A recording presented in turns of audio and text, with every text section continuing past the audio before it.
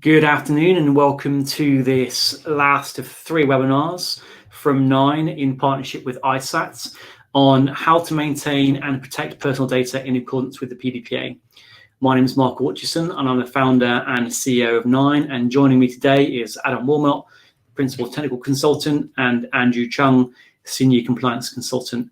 First of all, I'd like to apologise in terms of the timing. With there is a change in the time over the UK over the weekend, and consequently there'd been a difference between the initial published time of this webinar. So if you're watching this on demand and we're hoping to join it live, then I do apologise. But if you have any questions, then do feel free to get into touch. Those of you who are joining live, as per normal, ask your questions in chat or in the questions box, and we'll go through them during the course of the webinar. The session agenda today is, first of all, we're going to take you through why maintaining and protecting the data is necessary, looking at why records of processing are important, so going into a bit more detail there, looking at risk management, looking at the legislative requirements in Thailand, touching on cybersecurity, looking at case studies, and then we have Q&A. One of the important things to sort of notify you about starting off is with the PDPA. Whilst it's quite generic in terms of its requirements, in many places it says that the clarification in terms of exactly what is expected and the depth of what is expected will come out in sub-regulations, and it's one of those that we'll touch upon today when it comes back to protecting personal data. So with that as an introduction, I'm going to hand you over to Andrew, who's now going to take you through how this webinar links back to the 9 privacy framework and the steps that you need to take in terms of maintaining and protecting personal data in accordance with the PDPA in your school. So over to you, Andrew. Thank you, Mark, and greetings. Welcome, everybody, to this session. For those of you who are familiar with the 9 framework, we talked about it in previous sessions. It is a common set of 64 activities that are globally applicable to any organization. We did build with schools in mind, and it represents things that you should be aware of, and not necessarily every single item of the 64 are always applicable for every school, but there are things that you should consider as part of your data protection compliance program. We've pulled out some of those just to show you today. I'm going to show you 4 slides with elements from that framework and talk about how these help you to maintain and protect personal data. So on this first slide, we've got a heading record of processing and data mapping. So this is all about understanding what's going on. In order to protect your personal data, you need to know what personal data you actually have, where it's being collected, whose personal data it is, how long you're storing it, and then lots of associated processes and procedures are needed in order to ensure that you've got everything covered.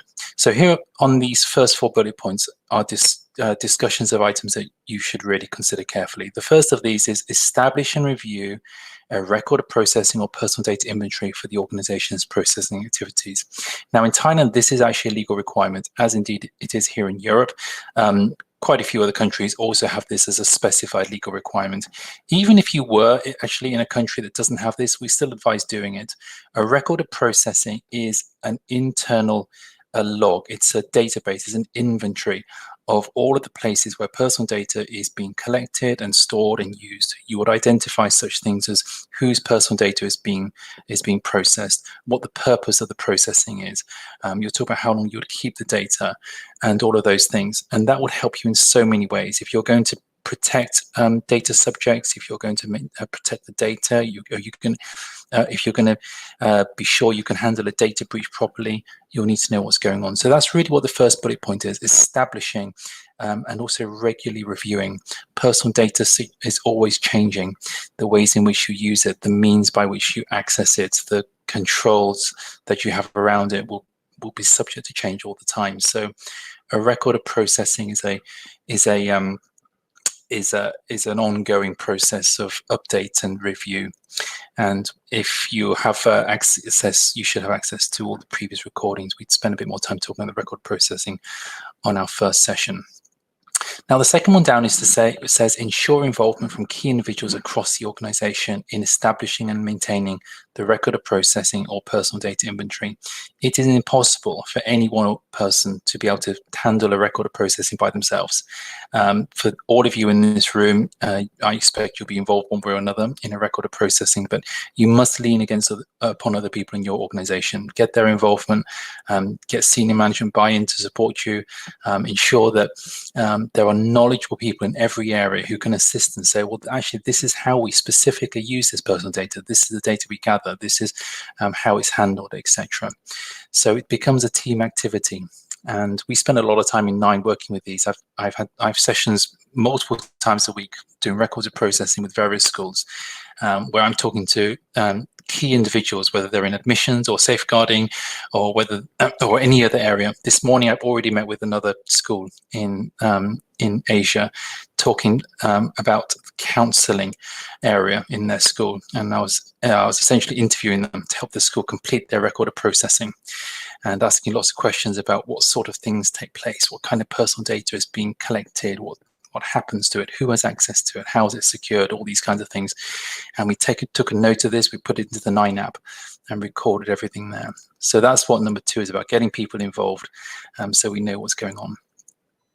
Now, third one down says, identify technical and organizational measures or controls to reduce or mitigate risks associated with processing personal data. Now, technical and organizational measures is a specific legal term, and it is something found in Thailand as well. It refers really to anything that reduces risk, anything that mitigates risk. A technical measure would include things like firewalls or antivirus software, anything that's typically IT related in securing data. Organizational measures are typically processes and procedures. They might include things like handling guides. They might include things like privacy notices. They might include such things as subject access request processes and policies, that sort of thing. So all of these things come together. One way or another, they help you. They help the data subject. They protect their data. And you must have these in place to ensure that you have formalized structures in place to manage and control what's happening with personal data. The last one, again, Thailand has very strict the data protection law, so this is actually codified in your statute. Identify any international data flows, cross-border transfers, and applicable mechanisms between the organization and other parties. Personal data belongs to the people to whom it relates, and it's very much their possession, and therefore you have an obligation as a school to ensure that it doesn't get transferred to other parties without proper controls in place. That includes sending that data outside Thailand and to other places. So there is provisions in the Thai law to ensure that the organizations must ensure that there are equivalent processes in place when it's being sent elsewhere. Now, when we talk about international data flows, don't just think about sending something by email or even by post. International data flows can include uploading things to cloud storage. It can include using cloud-based software providers. If you're using an SIS or you're using a safeguarding tool or anything else that's cloud-based and you're saving data there, typically you're seeing data being sent outside your country. The same will be true in certain circumstances when you use tools such as Google or Microsoft as well, that you may have some, depending on your contract with those organizations, you may have some capacity to ensure your data is kept within Thailand, but otherwise it will be sent elsewhere. And you must ensure that you have some kind of assessment in place, and potentially you might have to implement a specific contract to ensure that there is safety and security. Again, it's something we do in our organization. We spent a lot of time this week with a couple of other schools doing what we call data processor assessments. So we're actually assessing how those data is being transferred to other parties and looking at how those other parties mitigate and control any potential issues. So all of this is to do with data, what data it is, how it's moving around, and what you're doing to ensure it's being maintained and kept securely in accordance with law. So that's the first slide. We're going to move on to the second one now. Do feel free to type in any questions or any comments and ask any questions. Let me move on to the next one. This again is part of the record of processing and data mapping. The next bullet point on here says document lawful basis where applicable for processing personal data. Now, Thailand follows the same methodology as Europe in terms of identifying some established lawful bases. Let me explain what those are. So when you process people's personal data, that is to say when you handle it, when you use it, when you collect it, etc., you can't just do it because you want to. You must do it under some kind of legitimate reason, some justifiable purpose. Is what we call a lawful basis. Now, you may be able to do it based on consent. So if you ask someone, can I have your permission to take your personal data, store it, and send it? That can be a lawful basis for processing that data. So that's one of them. There are actually 5 other lawful bases in Thailand that you can use, and a couple of the others are listed on here. One is performance of a contract. This will be a very common reason in your school while you're processing data. You have a contract with parents to educate their children. That contract establishes a relationship between you whereby you must provide it in schooling, appropriate security, safety, and everything else in terms of looking after that child. That is a contract, and that gives you a justification for processing the children's data. So that's one of the most common lawful bases in your school for doing anything. Consent would be in other areas. You might need to ask parents for consent for their photographs of their children to appear in a school prospectus, for example, or the website. So make sure you have these in place. On that note, by the way, do be careful about putting photographs of students on your websites or social media. You must have consent in place. You can't just do that without ensuring you have a lawful basis. Legitimate interest is mentioned on the first bullet point there. That is a catch-all term. Maybe that's going too far. That is a general term to describe fair and reasonable processing that your school does. An example of that would be if you're using CCTV cameras for video surveillance. Legitimate interest would apply because it is in the school's legitimate interest to ensure the site security around their school. So there are CCTV cameras up. The legitimate interest always needs to be balanced. You need to consider the rights and freedoms of the people who are being filmed. So obviously you would never have CCTV cameras in changing rooms or bathrooms and things like that. So there are places where you have to consider where it's appropriate and where it's not appropriate. And that's what legitimate interest would involve if you're using that as a lawful basis. So again, something we help a lot with on consultancy. So one of the things that people really struggle with, it really is a legal question. What is your lawful justification for processing data? So we can advise and offer guidance on this item as well. Maintain a records management schedule with document type and retention periods clearly defined. You must identify how long you're keeping data. You cannot just keep data and say, well, we store it forever. There must be, well, sometimes you can legitimately store data forever, but in many cases you shouldn't. If you're taking, for example, emergency contact information from students, they arrive at your school, and in the case of a medical emergency, you'll know who to contact. Well, you've got people's contact information there, and you don't need that for, after the student has left your school, for example. So you must have a defined retention period for how long you're going to keep things. Other things you might legitimately keep forever, for a very, very long time, but you need to define what those are. Again, legal requirement in Thailand to establish how long you're keeping data. It cannot be left undefined. Last bullet point on here, create and maintain a data flow map of personal information across the organization's systems and departments. On this, think of a flow chart, think of a Visio diagram, think of the boxes with arrows, understanding where data is going. This can be very useful to you. You don't necessarily need to do this for all of your systems. I think it's a very good idea to do it for high-risk systems so that you understand where it's going. This will help you understand where the data is being stored, who has access to it, which different departments are involved. It's the sort of thing that IT departments tend to know well or should know. If your IT network administrators don't understand where the data is going, there are red flags there, because often there is personal data, sometimes very sensitive personal data, moving around the organization, and you need to know where it's going. So that's where we are in records of processing. Once again, all about understanding what your data is, where it's being held, stored, who has access to it, so that you can find proper justification for keeping it and maintaining appropriate controls. So I can hear lots of sounds in the background, so keep your questions coming in. We'll look at those in due course. Let's have a look at the third of the 4 slides I'm going to show you. This is talking about risk management and controls. Now, if I've given you any indication so far that there's an all or nothing approach to data protection. That would be erroneous. There's always a risk-based approach to data protection. That is to say, every organization has its own risk appetite and its own risk tolerance level, and you must ensure that what you're doing is appropriate and proportionate to the needs of your school. There are some places where you must take a very, very careful approach to personal data.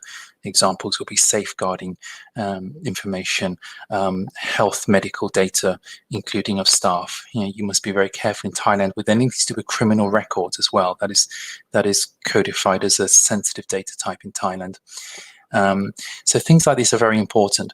Others, arguably less so. If you had a Christmas card list of former employees, you may justifiably put that on a lower level on your to-do list items. So all of this is saying that your management of those risks and your controls, they must ensure that you've got some kind of formal approach that thinks about what's the risk and thinks about what's more important, and you attack the high risk items first. The second of these is talking about conducting periodic self-assessments. So of course, it's never enough to have appropriate policies and procedures in place and trusting that they're taking place. You must do some kind of self-assessment. That may be in the form of an internal audit. It may be in the form of some kind of checklist that's carried out by someone like yourselves. It could be fairly high level. It could be detailed. There's no expectation here that it must be a certain number of hours or days. But whatever the situation is, it must be risk-based. It must be proportionate. It must ensure that you're checking off the most important things. So do conduct these, and we say periodic because we're not saying annual, and we're not saying twice yearly, and we're not saying once every 3 years. Periodic, you need to define for yourself how long that is, but do ensure this is part of your accountability approach, that you'll be able to demonstrate to anyone who needs to know one day, whether it's a senior stakeholder or potentially a regulator, be able to demonstrate that you are actually looking at these objectively from your own perspective in terms of how you're meeting your obligations. The third one is somewhat similar. The difference is that it talks about independent audits or health checks or assessments, and this is ensuring that someone who's external to your organization can come in and have a look and assess what's going on. We do this sort of thing in 9. There are others as well. You can even download or access things online, but there are multiple ways in which you can establish this sort of thing. And once again, they can be very significant, time-consuming audits. They can be shorter health checks. They can be brief assessments of particular areas. All of these are possible, but they're certainly worthwhile. They can pick out things that you might not notice yourself. Having external cold eyes to review things from an independent perspective can throw up things that you might never notice yourselves. So all of this, again, very important as part of the accountability principle of ensuring that you're doing what you're supposed to be doing and then being able to demonstrate it as well. Finally, on this slide, implement and monitor the effectiveness of technical and organizational measures or controls that reduce or mitigate risks to data subjects. So I defined technical and organizational measures on a previous slide. Once again, these are anything, whether it's IT security or whether they're processes and procedures, they're anything that reduce risk, reduce danger, make things safer for people in terms of their personal data. And it's important to not only implement them, but to monitor them as well. It's very, very difficult to design these safety nets from the word go and have them correct first time. I've been doing this sort of thing I've been doing IT security related stuff for more than 15 years and data protection as well. And it's very difficult to say, well, we're going to implement this at the very beginning and then find that that's still going to be correct months or even years down the line. So this idea of implement is not just a one-off activity. You have to monitor as well. You have to monitor particularly the effectiveness. And effectiveness means not just whether it works, but also whether it's efficient. Some things can be effective because you pour an enormous amount of money and resource and manpower into it, but that's not effective in terms of efficiency and good use of time. So you must consider these elements as well. So that's all part of risk management and controls. That's the third of my 4 slides. And we'll move on to the last slide now, which is still continuing the same topic of risk management and controls. And the first one here is to say, conduct data protection impact assessments where appropriate to ensure risks associated with processing activities.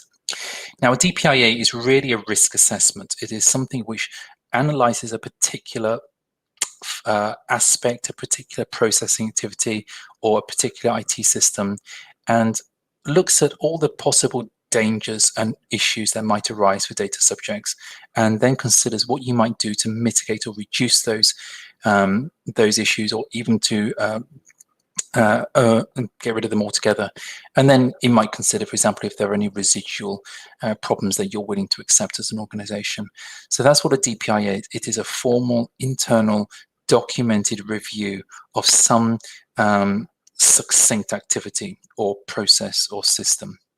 Now, in Thailand, there isn't specifically a formal requirement for DPIA. That differs from Europe. In Europe's GDPR and also in the UK's data protection law, there's a legal requirement for DPIA.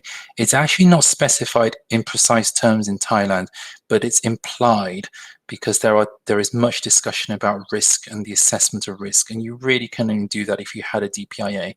So functionally, you might as well do one. But generally, in any case, we would advise always that when you're looking at any compliance program, you don't just look at the letter of the law. You look at what is good practice to help you meet your obligations from an accountability perspective, and even from an ethical perspective as well. So these are good things to do. Once again, you'd only do these in situations where you really see a proportionate and risk-based approach to do so. But certainly things like safeguarding, counselling, those sort of things are places where you should consider this, as well as instantly CCTV cameras. You should do DPIAs. This is something that will be available also in our tool. So not only in the 9 app can you do the records of processing, but very soon you'll be able to do DPIAs as well. We also have offline ways of doing DPIAs as well. And again, that's something I do get involved with my clients, ensuring that they've got these kind of risk assessments in place. The next one, ensure that processes and procedures reflect safeguarding and welfare considerations for children and vulnerable data subjects. I mentioned at the beginning, this is from our data privacy framework. Other frameworks exist. To my knowledge, this is the only data protection framework that's written with children in mind and schools in particular in consideration. And this is one of the places where we did that. You must ensure that your risk management includes processes and procedures that reflect the safeguarding and welfare considerations. And here, of course, we're talking particularly about data protection.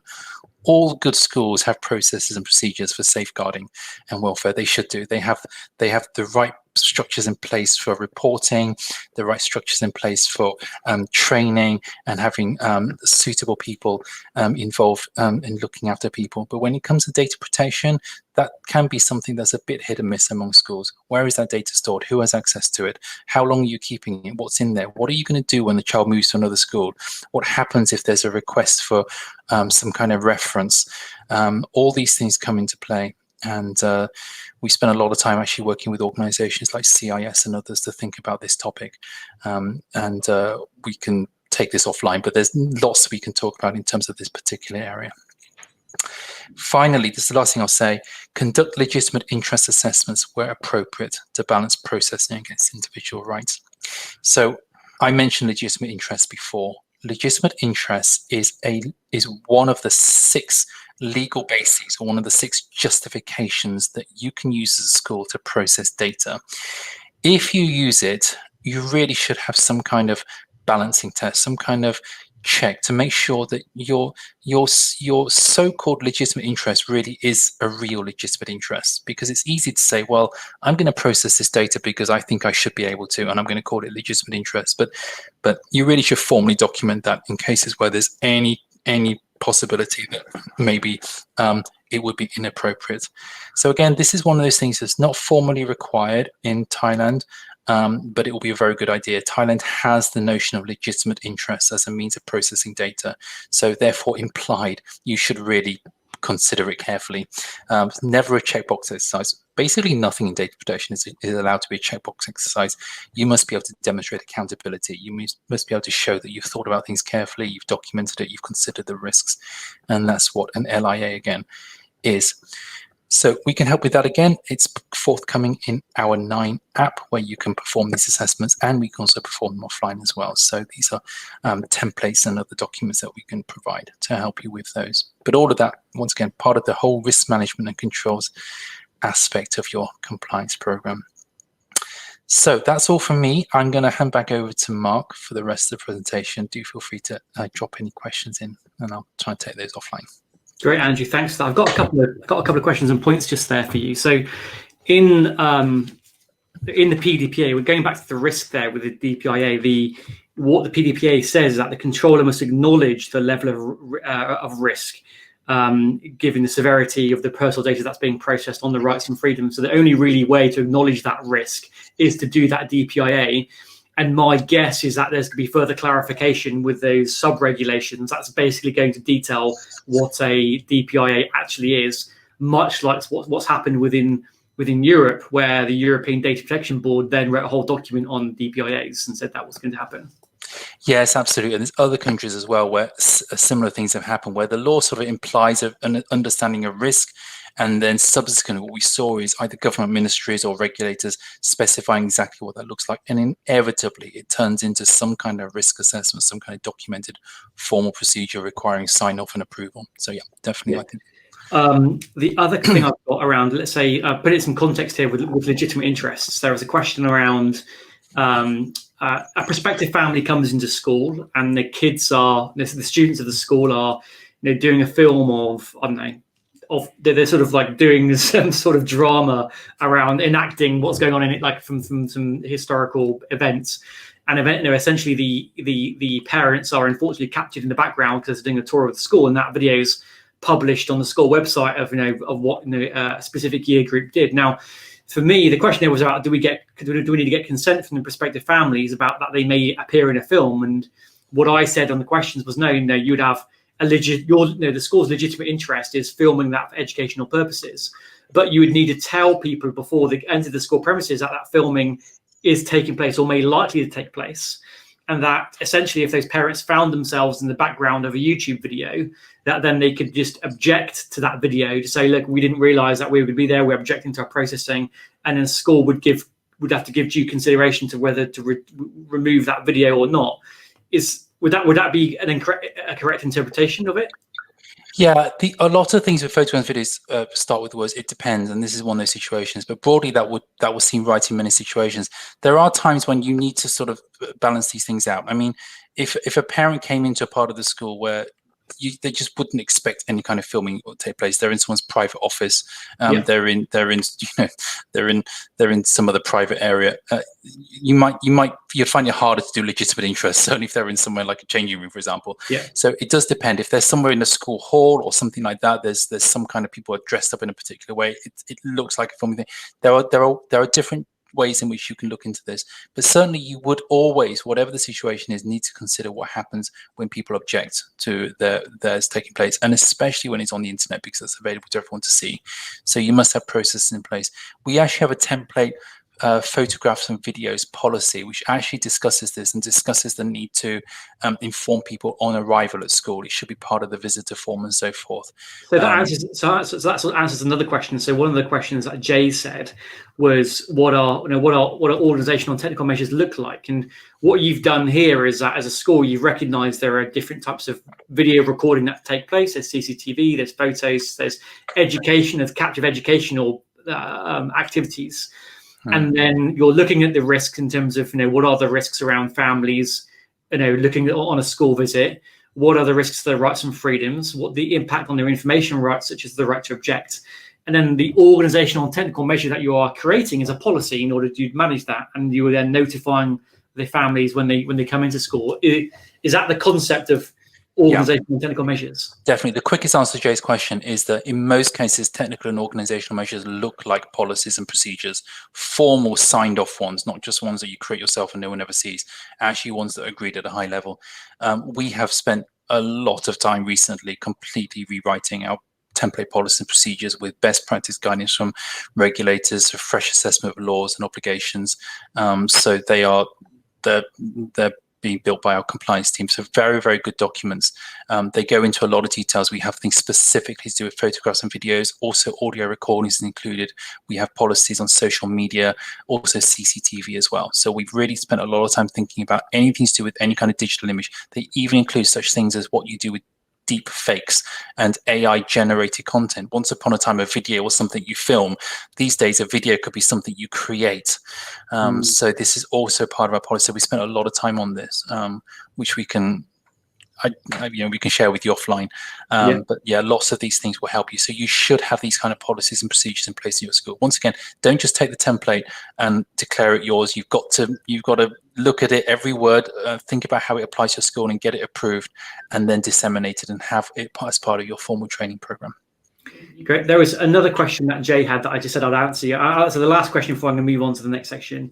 And Jay was referring to records processing, and say his question is this data flow legally required? So the data flow is an analysis, and then the output of that analysis is captured within a record of processing, right? Yeah, the data flow itself is not legally required. I mean, you can draw a diagram if you want. It makes a lot of sense. Like a lot of these things, if it really helps you do it, and I also say, don't do things just because they're a legal requirement. Do it because it makes sense. I mean, obviously you must do it as a legal requirement, but I'm just saying, don't just stop there. So in many cases, you probably wouldn't draw a map for something very benign, but I would really think carefully about how your data is moving about from, for example, the safeguarding data or any medical data, things like that. Brilliant. So that was really useful in terms of just, as you give us an overview of like how to maintain the personal data in accordance with the PDPA. I think most of the key messages have come across, and we're now looking on in terms of how you need to protect personal data in accordance with the PDPA. And going back to one of those sub-regulations that I talked about at the very beginning, in August of 2020, the Ministry for Digital Economy and Society set out the minimum security standards that are to be expected of organizations to protect the personal data that's being processed.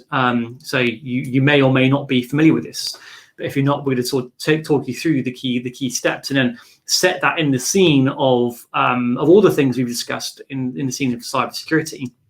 So what the Ministry of Digital Economy and Society have said is that controllers, so that's you as a school, so schools must ensure that all employees strictly comply with security standards for personal data protection, including access controls over data and devices, designation of user permissions and responsibilities to prevent unauthorized access, distribution, knowledge duplication, or theft, and procedures for monitoring records of past data access, alteration, deletion, or transfer. So with that statement, you as a school need to look within and go, okay, well, how are we going to do that? How are we going to ensure that our employees know what they should be doing around the personal data that we process? As an organization, you can't do that unless you understand the personal data that you process, and that comes back down to your record of processing. So going back to Jay's point is, as an organization, you are looking to evaluate the personal data that you collect that goes into record of processing. You're then evaluating the risks associated with that personal data, coming up with your organizational and technical measures to control access and manage your obligations, and then you're rolling all that together into the training for your staff. So if you're looking for the PDPA, obviously that comes at the end of May, but your core training program, there's probably limited you can do between now and the end of May, but your core training program perhaps should be in the new academic year to ensure that you can offset this obligation. And what it requires you to do is to implement access controls over personal data that you process and devices used for storing or processing of personal data. And your device could be it could be the laptops that you give to staff, it could be tablets, it could be computers, could be servers. And the access controls could be, and Adam will go through more details. It could be how does an individual teacher gain access to specific personal data within Google Drive? Or how do specific, how do teachers or counselors get access to safeguarding data? What are the access controls you place over the folder structures within Google Drive or Office 365? How do you maintain the security of the devices that you give to staff in terms of passwords encryption? That you need to develop a system for designating permissions and access rights over personal data. So as a new member of staff who comes into the school, what do they get, the basic level of access that they get to different areas of data on different systems? And then how are those permissions enhanced, and who authorizes who authorizes the access to different types of data in your student information system or Google Drive or other platforms? Develop a system for designating user responsibilities to prevent unauthorized access, distribution, knowledge, or duplication of personal data. So that could be your policy around information handling. It could be training around cybersecurity. It could be training around the security of my own device and when I access sensitive data in the student information system, that I am aware of who else is around me. User responsibilities to prevent the theft of the devices used for storing or processing personal data.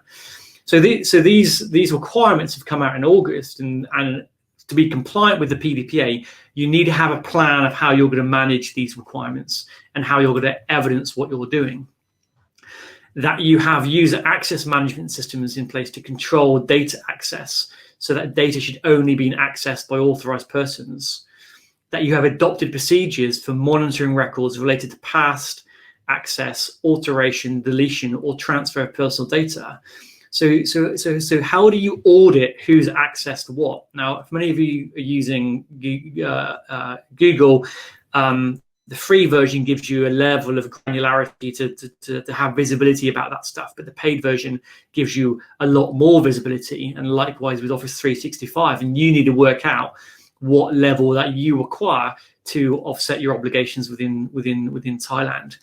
And then within the guidance, they essentially say that different security standards can be adopted by schools as long as measures implemented are not lower than ministry requirements. The ministry has the power to interpret and diagnose problems arising from implementing the requirements. Now, there's a whole variety of different security standards, and we can do a whole webinar on information and security standards just by itself. But you're looking at things like the 10 steps to cybersecurity. You're looking at a NIST framework or ISO 27001. These are global standards around managing security that you can adopt and you can implement to evidence how you are offsetting your obligations in these areas. Now, taking these into consideration, given the current risks that many schools are facing, we are now going to look at this in the lens of cybersecurity. So in terms of maintaining and protecting personal data, you're sort of, first of all, maintaining your record of personal data within your record processing, and then you're looking at the risks associated with protecting that personal data. And we currently know that one of the greatest risks is around cyber attacks. So just this weekend in the UK, one of the largest, what's called a multi-academy trust, it's an organization that has 40 schools in it, the Harris Federation. They have been attacked. 3 of their schools have been attacked. There is another one of our clients who have also been attacked. So we know that this is actively happening. Microsoft tell us this is actively happening. So 62% of total malware encounters reported by Microsoft, and there are different data sources. So 62% of total malware currently focused on education. So as an organization, as a school, you need to be thinking about how you first of all identify your risks and how you manage personal data associated with those risks. So cybersecurity is definitely your number one risk when it comes to security. So in terms of your plan for compliance with the PDPA, you should be having a discussion about how you're understanding and managing your cyber vulnerabilities. So Adam, when we're looking at cybersecurity, who would you generally say, from our perspective, is behind a cyber attack? Yeah, mostly we've seen. I mean, I think he's probably thinking about the gain initially. Most of the time, we're looking at someone after a financial gain. they're trying to exploit a system to gain access to data or to ransom that data to get the end user to pay some money to release essentially that data, or use the data they can gather for financial gain. So emailing parents to try and get fees early, or using using the data to sell on to other attackers through the dark web. Yep. We often see as well, perhaps malicious insiders. It might not sound like it could happen, but it's certainly been the case before, where a malicious insider has gained access to data they shouldn't have, and use that then to their own benefit, then to kind of cause a bit of havoc or get access to data they shouldn't be allowed to. Great, thanks. And I should have introduced you beforehand. So Adam leads our cybersecurity team and and works with all of our clients. He's currently working on a number of clients in Thailand this week, actually on their cyber vulnerability assessments. And just so you're aware, we have capacity to probably do 3 cyber vulnerability assessments or systems and security reviews a week. And we've only got space for 7 left now between now and the end of May, so almost one a week. So if you were considering taking any of our cyber services, we only have 7 slots to cover off Thailand, Canada, Europe, and the UK. So it's not that many. What are some simple suggestions, Adam, that will make a big difference to sort of managing your cyber risk? You hit the nail on the head with the vulnerability assessment. We often see schools will work or try and work on their kind of vulnerability management, the patch management of their servers. A vulnerability assessment will give you pinpoint exactly what you need to patch in terms of a focused approach. You need to patch the holes that could prevent the malware or an attacker exploiting them to gain access to your data. So understand what you're missing from your kind of core infrastructure in terms of a patch. The principle of least privilege is interesting because it's been talked about in terms of access control throughout this presentation, and realistically, it's understanding the level of access users require to gain to the data that you have within your organization, and it's applying kind of reasonable measures to ensure that there's minimal permissions for them to go about doing their job, essentially. The easiest way to do that is to create a baseline. You categorize your data, categorize your users in a way, and create a baseline of where you want to be, and then audit your systems to fall in line with that baseline. And you need to check that. One thing that we often see through the vulnerability assessments is admin users that are sat on systems that have got default passwords in place. Things like a UPS or CCTV systems. Quite often, probably 50% of the time, we'll gain access to a CCTV camera and we can get snapshots of cameras, and all because there's a default account in place with a default password. Just on this, so I go back to the principle of least privilege. I've seen some of the work that we've done with some of our clients where we sort of break out in a spreadsheet, this is the operational stuff, each of the different systems, and then for each of the different systems, you then look at all of the different sort of features that allow you to get access to different data sets. And then along at the top, you have the different type of users within the schools, some in specific departments and like teachers. And then you sort of put an X in the box in terms of the level of access that they get per system when they first join the school. And then to move to the next level, there's a sign-off process. Yeah, right? Correct. It's one of our frameworks that we have, the tiered access review, and we've done this with a number of clients. Essentially, we work with them to provide all the systems down the side, and then we kind of help work out the tiering system. So tier 1 to tier 3, 4, or 5, depending on how granular you want to be. And then understanding, actually, I only need my staff to have this level of access to this system. Thinking about where I've worked with clients where there's been a breach, it's because there's staff have been given too much access to systems. There's one client we work with where the user was phished. They gained access to the MIS solution and downloaded all of the parent information. Do you need that level of access to standard staff users to be able to download all of the parent information to a because it could be that they just have access to view it rather than download it, all right? 100%, yeah. And it's looking at the systems, what controls are in place. And I think, like I say, baseline, you need to take a top-down view, start looking at these are the systems in place. This is how we're going to protect our data, get it down the spreadsheet and start implementing it over time. It's not an overnight project. It's a slow burn because, you know, it can have a lot of impact on the users and how they access the data. But we have that framework, we have that template or matrix in place that we can use with clients to help manage the user privileges. The other thing that I just wanted to touch upon before we move on to the next slide is the effective management of user devices. Now, a reason I'm highlighting this specific one, because in the guidelines that was issued in August by the Thai authorities, it specifically mentioned the devices that users have access to. Now, I'm guessing that most people here have a Google architecture with Apple Macs or Google or Chromebooks and then some Windows devices. Now, how do you effectively manage those types of devices?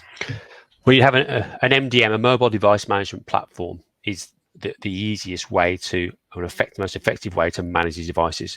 You can create policies that you put in place to ensure that they have the latest updates applied, that they've got virus protection in place, that they're encrypted. Absolutely key. One of the things that we always say to clients is, are your devices encrypted? And you can manage that by an MDM platform. Making sure that if the device is lost or stolen, you can lock it, you can wipe it. There's effective measures in place there. So an MDM platform is really key to the effective management of user devices. Brilliant. Okay, training on users, we won't really touch upon that, but we have GoFish.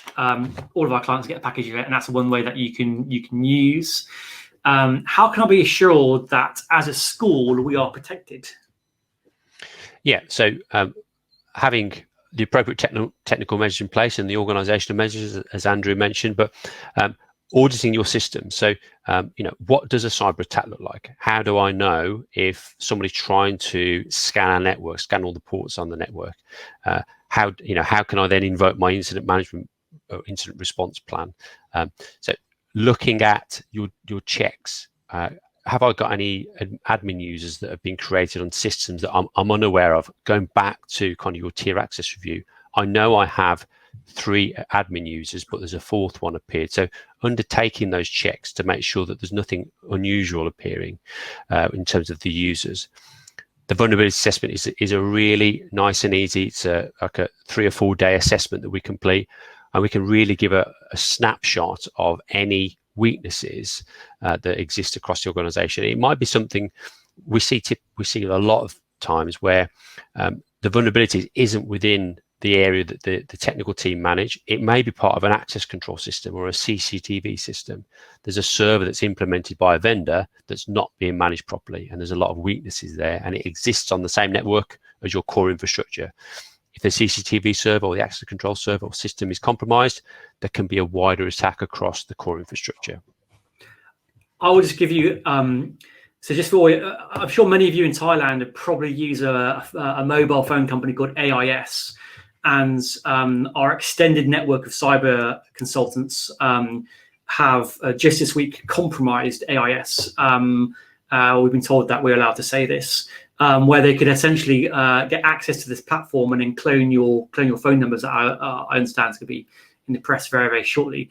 But the reason why I'm saying that is that AIS have been very active in terms of looking to minimize their vulnerabilities, and understanding that as technology changes and updates are applied, not over to their software that they use, but also the architecture, that vulnerability is naturally just created as different technologies collide. And that's important for you to recognize. Now, you do a vulnerability now, but in 3 months' time, you may have more vulnerabilities just because of the aggregation of all the different technologies that you use within your school that causes conflicts. And that's why vulnerability management is an ongoing process. And then our systems and security assessment are more on an annual. Now, the benefits of doing these types of assessments, and what we've certainly worked with a number of our schools, is that having an understanding of your current vulnerabilities raises awareness in a form that people can understand. So when we do a vulnerability assessment, we present it back in terms of risk. So critical, high, medium, and low, and communicating those assertions objectively through working with 9 allows your board and your leadership team to really understand the current risks that they are accepting, and for you as an IT team, you have a structure in terms of what you need to be working through. It provides an understanding around how cyber works and the vulnerabilities that you currently have, but also what you're going to have in the future, allowing you to really focus on what your priorities are, given the risks associated with the personal data that you process. And again, understanding those risks, understanding the projects allows you to inform your budgets, and you can also evidence progression against a known framework, going back to the point from the ministry that international frameworks are something that is essentially advised. Now, Adam, the most common findings that we have typically are these, right? That we come across. Yeah. Typically, server patches missing, systems that are end of life. 2008 and Windows 7 devices that exist on the network, missing authentication. I'm still surprised with how many systems that we come across that don't have or are still using the default username and password. It's quite surprising to me that we're still seeing that now, and it's becoming more apparent that there's a UPS with UPS or APC as a username and password is really easy to get into, and we could turn a UPS off that's connected to the core infrastructure and take the whole network down. And a director of IT, for those who are director of ITs or business managers, that sort of analysis, those sort of findings help inform you in terms of the capability and capacity of your staff, in terms of the quality that they put into the work, the projects, the configurations, and helps inform the training or gaps in capability that you currently have. Yeah, and just weak password policy is one that we typically find in the full assessment, and a lot of schools I've seen where they cater to the younger members or the younger pupils, and they implement a password policy of 4 or 5 characters, and that is applied across the whole. It's a blanket applied across the whole organisation. A password of 4 or 5 characters can, with uppercase and lowercase, can be cracked instantly. If you want to look at how quickly a password can be cracked, just look at brute force password infographic. If you search for that, you'll find a really nice infographic that shows you how quickly a password can be cracked. And you'd manage that, for example, in Google by putting people into separate groups, right? Yeah. If you've got a local Active Directory, it might be people actually synchronize their users and passwords to Google Workspace or Microsoft 365. Think about fine-grained passwords. Think about how you manage your passwords. You can group people into different kind of organizational units within Google Workspace and apply different password policies. So just think about the users who have access to the most sensitive data and how you're managing their passwords. Do they have 2-factor authentication in place as well is a key one. And it's these sorts of things that, Andrew, you'd say the organizational and technical measures, right? That you're going to the granular level of our different demographics of users, looking at their access, maximizing the types of controls that you have over them. We've got 10 or so minutes left now, and we will hang on for a few more questions. But some of the statistics that we find, and you may have seen some of these slides before if you've been on some of our cyber webinars, but 50%, you can reduce 50% of your risks just by having effective update management and managing your end-of-life systems or software. And that's quite an important statistic to know, because just dealing with that, you're reducing your cyber risk by 50%. And then another 25% is around security misconfiguration. So when we do an assessment, we put things into categories such as security misconfiguration. So with the exception of the risks associated with your users, you can reduce 75% of your risks by sorting out your security misconfiguration and your update management. That are very, very simple. They're incredibly low cost to do. These things don't cost money, right, Adam? No, I mean, end of life systems, I appreciate might need some capital investment, but the majority of the time, installing a patch and having a regular check to install patches is just going to cost you time from your staff.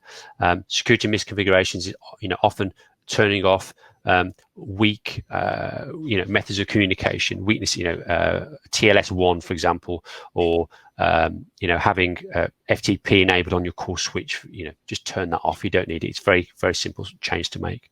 And we've touched on the 10% of the things we find around weak authentication measures. So we've touched upon those numerous times through the course of. And I think that's gone up more than the last month. It's gone up significantly, right? And it's so quick to change. It's so quick to change and cost you next to nothing. You could change your passwords on those accounts and just wipe out probably 15-20% of the vulnerabilities that we might identify. Wow. The intelligence that we're finding, so we are seeing globally now that, so going back to the beginning of that slide around, 63% of total malware infections are focused on education. And daily you will see school districts in the US, schools in the UK, international schools being targeted by cybersecurity. Now the numbers of schools being targeted is a lot higher than insurers have ever estimated or forecast, and consequently their exposure to the risk associated with cybersecurity is increasing, and their costs in terms of that they're having to pay out given the damage caused by this cybersecurity attack is far larger than they've ever anticipated. So we are seeing a significant movement with insurers who are withdrawing their cover when it gets to the annual renewal, unless the schools can demonstrate significant protections associated with cyber risks. So that's first of all, school knowing what its cyber risks are, and then evidencing that it's done something about it. So I would say even our lowest level cyber vulnerability assessment that we have 7 left between now and the beginning of June would enable you to do that, and evidencing how you're managing your risk in order to maintain that cover or to get that cover. Andrew referred to this during the course of the session. When we look at organizational and technical measures, those schools who are working with us get access to these education-specific ones that are things you can put into place to evidence to the authorities within Thailand that you are taking data privacy seriously, that you understand how to maintain and protect personal data given the required organizational and technical measures. And I'm sure that we're adding to these all the time there, because I don't think the one in there that you mentioned around AI and it's part of digital media, but yeah, it's in the digital social. Fine. Okay, cool. And so I know we've got a number of our clients working with us, and Andrew's already been in touch, and the team been in touch with these ones. But you're not just taking these and just sort of doing find, replace your school name and putting it in there. It's you need to tailor them to your school. They need to fit into your overall architecture of policy management, and it's going to take some time to put into place. You're not expected from the PDPA to have these in place from like June 1st. You're expected to have a plan to put those into place over a period of time. We've got a number of case studies. I won't touch upon these so much, unless as Andrew, is any specific ones that we want to that are useful? No, we're going to hand out the slides so you can read them. But as a general rule, these are all examples of enforcement action from regulators, from organizations who do not have records of processing in place. So not just in Europe, but elsewhere. So just wanted to highlight that it is something that regulators ask for at the very beginning. Do you have records of processing? Brilliant. I find this one quite interesting with facial recognition. You're seeing a lot of movement internationally. In India, also a large movement in terms of finding organizations, schools specifically, that are looking to use facial recognition technology. And sort of wrapping this all up, going back to compliance. Compliance is a program of activity. It's not just a one-stop shop. It's not just a one hit. It's you having a plan for all the things you need to do. And many of the schools we're speaking to don't have that plan and don't know where their starting points are. The first point is starting off with your records of processing, running through your policies and procedures, and doing your training. And your policies and procedures aren't accurate unless you've completed your record of processing, because that details how the personal information flows through your school. You can't you can't protect personal data if you don't know what you've got by department. You can't evaluate or determine the risks. And the key message from the PDPA and the sub regulations that are coming out are understand what your risks are, the risks of your users, the risks of the devices, the risk of your personal data, and ensure that you have appropriate measures to manage and secure those risks. Obviously, with the 9 ISAT partnership, this is the end of our webinar training and support program. We have resources in the training material, so you can access this. The slide deck will go out. Suktika is our 9 relationship manager. I really encourage you to buy the 9 app. There's an offer on the app that will end tomorrow, 31st of March. We will not be doing it beyond that time. And likewise with our services, we've got as an organisation, we are sort of very pleased to be working with lots of schools in Thailand, and we really appreciate working with you. So with that in mind, Andrew, don't know whether there's any questions that have come in, but if anyone has any questions, we're gonna just gonna hold on to see whether there are any questions forthcoming. I did type out some answers. I think I've answered everyone so far, but feel free you can catch me offline as well with an email. And Jay certainly wins the award, I think, for most questions today, because he's been absolutely fantastic. Jay has my email address. Your contribution, because I think they've been really, I'll say that Jay as a client, it's been really useful for you to challenge us in terms of making sure that what we're delivering is probably for you is sits what we're saying today. So he said here, regarding the list of organizations and technical measures, does it need to be in a separate list or log somewhere? We have a great deal of measures in place. I'd love to know if I need to produce a list of them, separate my policies and procedures manual. Sorry if you've already answered this. What do you reckon, Andrew? Yeah, so there's no need legally. If there's nothing in Thai law that says you absolutely must do this, but need, I would, it's a very useful thing to have in place. I mean, if you should set these aside, because at some point you might have to deal with data breach. You might have to answer to a regulator. You might need to answer to a data subject. Remember that there is provision in Thai law for anyone, parents, children, to ask you as a school to provide them with your record of processing that actually goes further than the European requirement. So it's just one of those things that I think it's good to have up your sleeve to understand where they are. It helps you understand what your measures are in place, but there isn't an actual lawful requirement to do so. But the DPIA mechanism allows you to evidence those organizational technical measures without having to create a list, right? Yeah, so they'll be itemized in there. In separate items, yeah. Yeah, so I think it's more Jay, I'm happy to reach out and sort of take you through what that looks like to help visibility. Maybe Andrew, you and I, we take some time and spend this 15 minutes just showing Jay when he's got some time. So with that, do we have any other questions that are coming through? If not, I'm going to wrap up. I'm just looking to see whether there are questions, and there aren't. So with that, I really appreciate the time that you've all taken to spend with us over these webinars. We've really enjoyed it. I now have my Tuesday mornings back, which is great, and my Monday evenings in terms of putting these together. As I said, there are, for those who aren't working with us at the moment, there's a great opportunity for you to do so with those offers that the team have provided, certainly on cybersecurity, get in touch. And it's been a pleasure to support you all.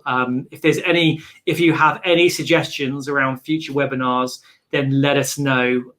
We're more than happy to do some more, and we may do some more after the summer round break. Let us know what you want to hear, and we'll put one together. So thank you all, and it'd be great to be working with you. Cheers.